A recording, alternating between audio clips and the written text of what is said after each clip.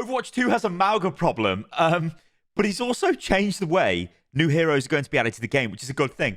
But look at this gameplay, right? This is Mauga. This is the high-octane Mauga gameplay. Now, you may remember, I actually said, yes, there are no hard counters in Overwatch. I would like to retract that statement because the addition of Mauga, at least in this current state, he is a hero that promotes counter picking in a way I've never really seen before. Because if you've got Anna on your team, she can keep the Mauga alive and she can anti the other Mauga if there's a Mauga on the other team, which there probably will be as soon as he's available in competitive, because Mauga is essentially in every single quick play game.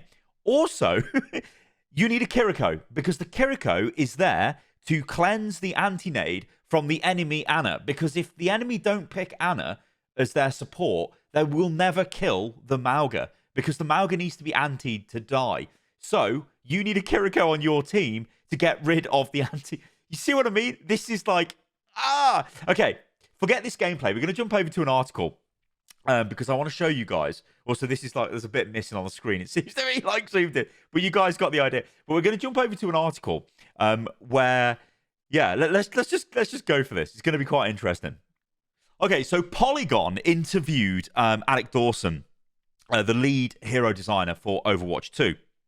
Now, it's quite interesting because these interviews seem to fall under the radar quite a lot now. Whereas before, you'd know about these the day they go live. I mean, I only found out about this about half an hour ago. I was like, what is going on here? Anyway, we're going to break this down because I think it's going to be interesting. Because I was like, in and ahhing.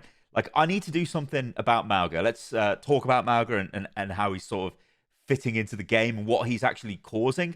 But then this popped up and I thought, actually, this is going to be a good kind of segue into that discussion.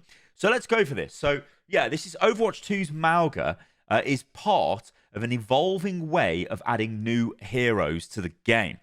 And we get a lovely picture of Mauga with his crazy face. And, yeah, so we get the preamble. And this is Overwatch 2's new hero, the dual minigun-wielding Samoan tank Mauga, officially launched earlier this week with the game's 8th season. Before that, Blizzard Entertainment added Mauga to the roster for an early preview weekend, which coincided with this year's BlizzCon, which was an absolutely banging idea. That was such a cool idea. Gives them loads of data as well, because it's basically like a massive test server, but it's basically on live. Such a great idea. Awesome, whoever pushed that inside at Blizzard. Anyway, good stuff. Mauga's early access weekend was more than just a fun surprise for Overwatch fans. It was also a test for Blizzard. The tank hero was buffed, debugged, and tweaked in response to that hero preview, resulting in a more powerful and hopefully balanced addition to the game's hero lineup. Well, of course, we know that's not the case now. We'll forgive Polygon for not knowing that, but essentially, yeah, he's very strong, Mauga, because what Blizzard did is they buffed literally every aspect of his kit. And they've got a problem, haven't they, Blizzard? Because they need the tank to be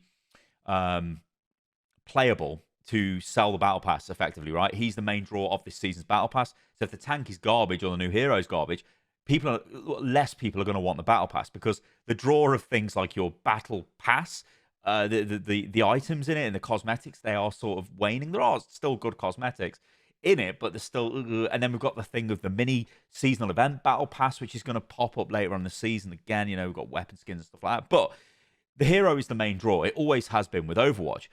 So they've gigga buffed Mauga to make him very playable. So when people play him, they think, oh, this guy's great. And then they pick up the battle pass because they want, well, they play against him and he destroys their team. So then they're like, I want the battle pass to play the hero. In a way, this is, I think, a more effective way of selling the heroes. It's kind of dodgy. I mean, I'm not the biggest fan of this. And I think, or at least I hope Blizzard do go back on locking heroes inside the battle pass. That would be a massive win, I think, for Blizzard.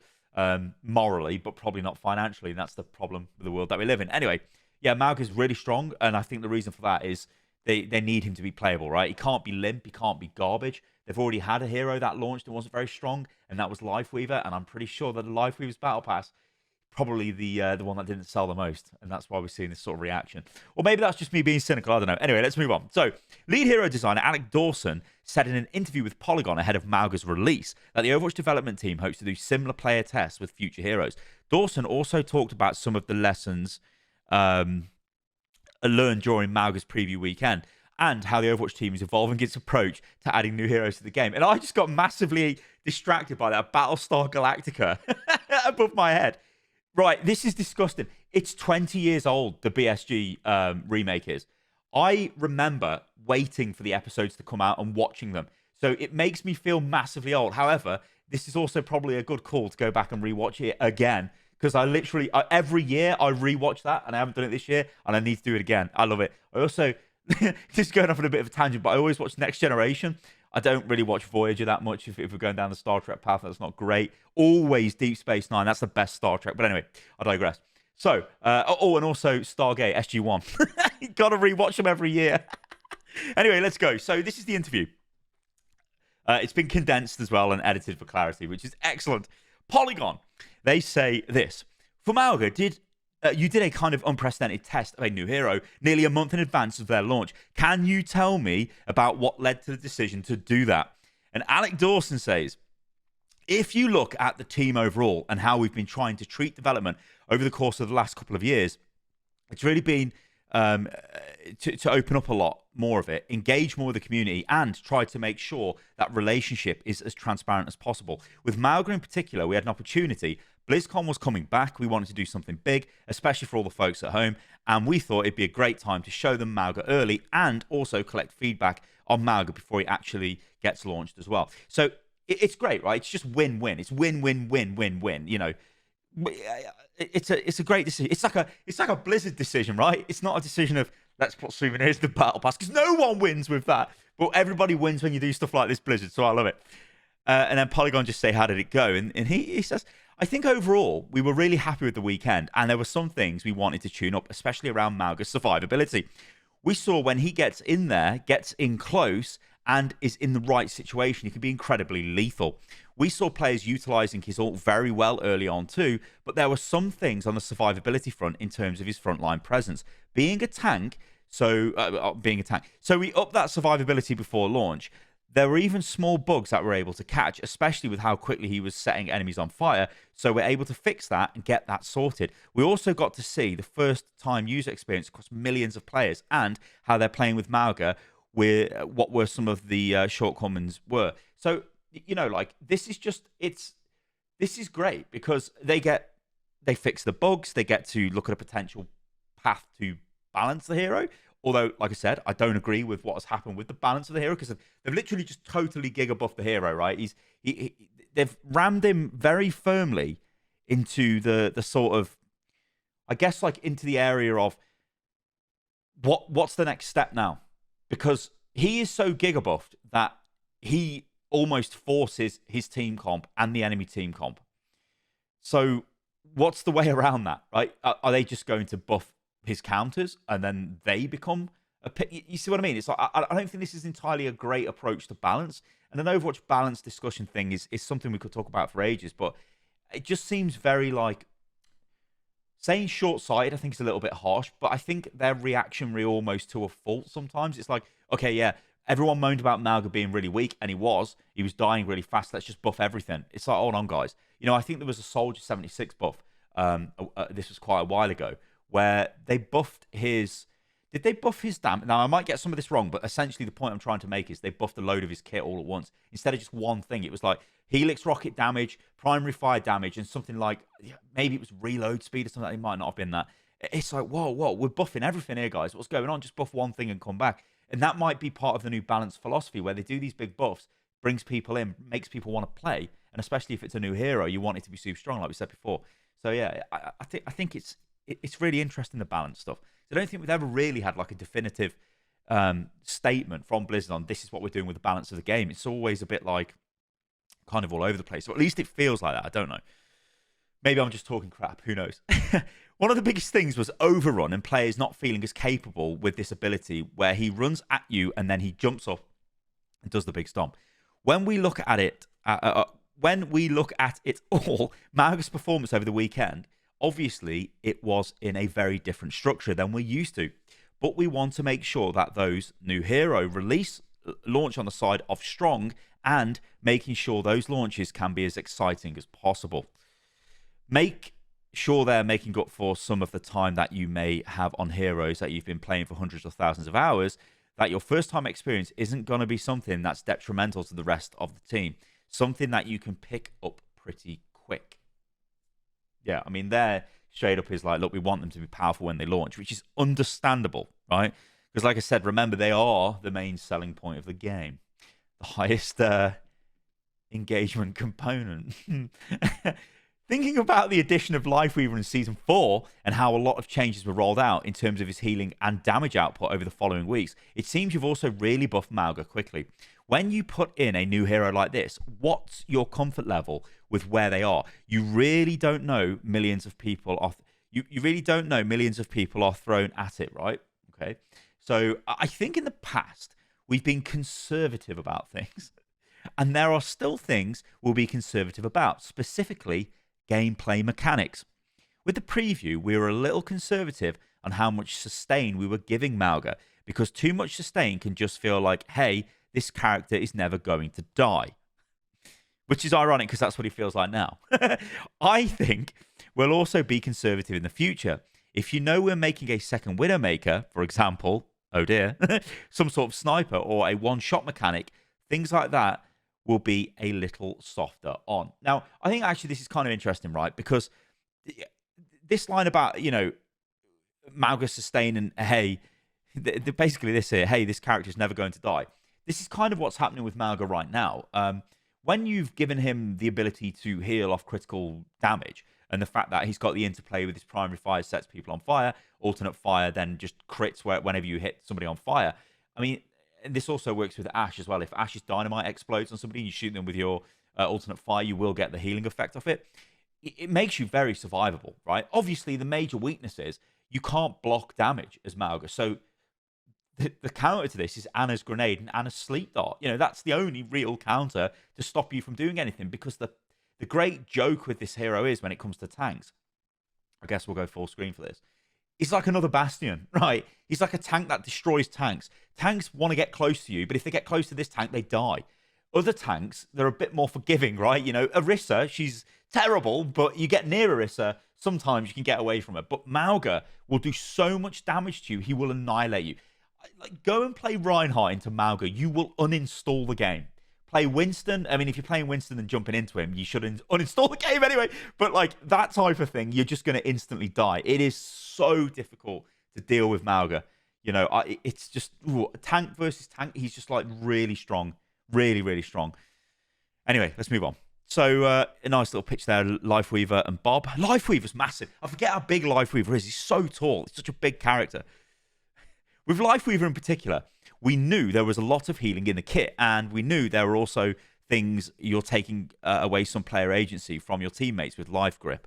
Those are some of the things we're a bit more conservative on at launch, because we knew those are going to be some of the pain points. But overall, we saw we could have gone a little bit more aggressive for Lifeweaver's launch. Since then, we've learned a number of things about how we want to launch heroes and how we want to release them. Doing these previews is just another step in that learning. Now, I guess, again, going in on the balance sort of philosophy of the game, I think this is interesting, right? So Life Grip, Petal Platform, maybe not so much, but Life Grip, it's one of these abilities where, you know, we can put this in the same sort of vein as Kiriko's Suzu, as Lamp, you know, and obviously Life Grip goes into that, where you just press a button and it prevents death. And I'm really worried we go down this sort of path of we're just sort of like there's that much. I mean, I know they're meant to be reducing burst healing and burst damage in subsequent seasons. They have said that. You know, Alex did say that in the Flats and Emong stream that he did, which is good news.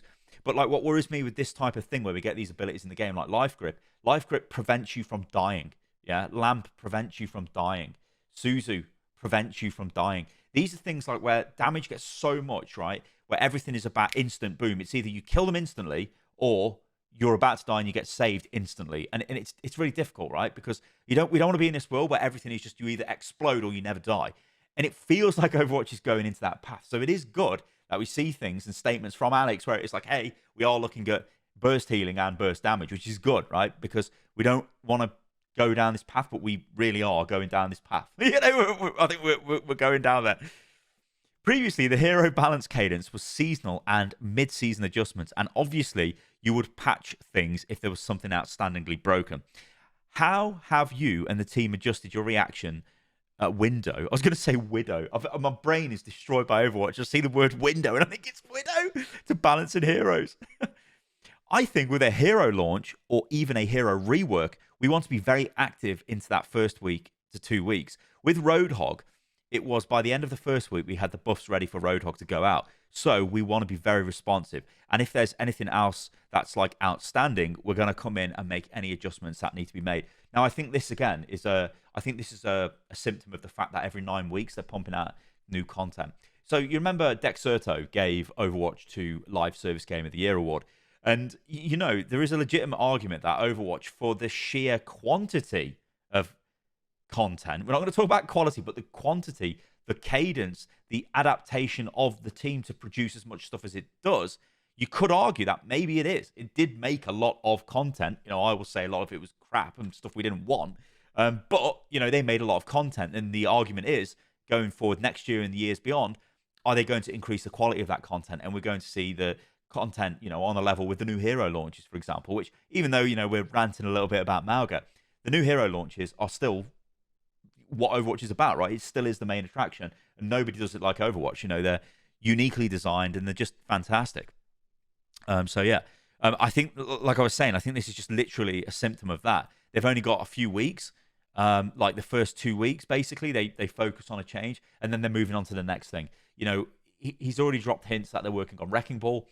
You know, that things are going to be worked on in advance, right? Mauga, you've got the window now. We're looking at Mauga. There'll probably be changes to Mauga coming out this week, yeah? And then they'll be off for Christmas holiday. If they haven't gone yet. I don't know when Blizzard break up, but I know they have a pretty big Christmas break. But anyway, let's move on. Speaking of BlizzCon, I know it's early to talk about the next Overwatch hero venture, but I wanted to see what kind of feedback you got to that hero's reveal and how you've been ingesting that in terms of continuing work. A lot of work has happened since that video clip was recorded, so it's really interesting to look back. That was a while ago when we did that playtest, but it's just been exciting for the team. We saw fan art go up everywhere and a lot of excitement around Venture and just people talking about them as the next damage hero for 2024. That was really invigorating for the whole team. I mean, I can't wait to play this hero. I think they're just going to be great because, like, going underground is just going to be so strong. It's going to be great. What we showed of gameplay was so short, so there's not necessarily a ton to take away from what people saw. At the same time, we saw excitement, and that, for us, was really great to see, and that makes us feel a lot better about how early we can show some of these things, because I think it's going to be something that we continue to do, which is good news, right? This is that goes back to that transparency thing where they're telling us.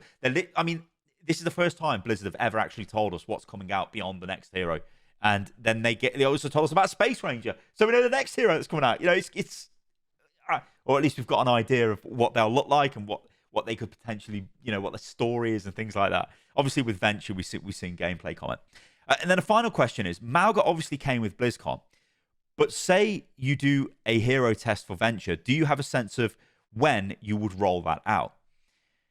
We're still figuring out the exact timeline for it. I think you can expect somewhere in that month beforehand, where it gives us enough time to make adjustments before the launch and is close enough where it aligns with other teams working on a hero. Those are still some conversations we're having on the team in exactly how we want to execute on that, but we know we want to do it. Yeah, like this is all good.